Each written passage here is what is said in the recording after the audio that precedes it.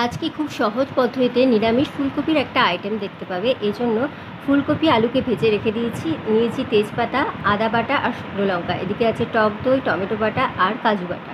এরপরই গ্যাসে বসিয়ে দিলাম তেলটা গরম হয়ে এসেছে। প্রথমে ওর মধ্যে দিয়ে দিলাম অল্প একটু চিনি। এর ফলে তরকারির কালারটা খুব সুন্দর আসবে আর টেস্টও ভালো আসবে। তারপরে দিয়ে দিলাম গোটা জিরে আর তার উপরে দিয়ে দিচ্ছি তেজপাতা, শুকনো লঙ্কা।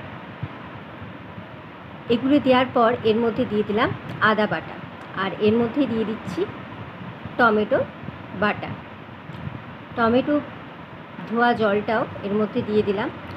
আর এরপরই কয়েকটা শুকনো মশলা, যেগুলো হলো নুন, হলুদ, ধনে, জিরে দিয়ে ভালো করে কষিয়ে নিলাম। আর ওপর থেকে দিয়ে দিলাম টক দই আর সেটাকেও অল্প একটু কষে নেব। তারপরই এর মধ্যে ভাজা ফুলকপি আর আলুগুলো দিয়ে মশলাটাকে বেশ কিছুক্ষণ হতে দেব। এরপর এর মধ্যে দিয়ে দিচ্ছি বেটে রাখা কাজুটা, যেটা একটু জল দিয়ে বেটে রেখেছিলাম। সেটা দেওয়ার পর এটাকে বেশ খানিকক্ষণ হতে দেবো। মশলাটা যখন কষা হয়ে যাবে ভালো মতো, তার উপরে দিয়ে দেবো পরিমাণ মতো জল, যাতে এটা ভালো মতো ফুটে সিদ্ধ হয়ে যায়। আর ঢাকা দিয়ে এটা সিদ্ধ হতে দিলাম। এরপর মাখো মাখো হয়ে গেলেই নামিয়ে নেব। আর নামানোর আগে দিয়ে দিয়েছি গরম মশলা। তো দেখো, রেডি হয়ে গেল নিরামিষ দিনের ফুলকপি।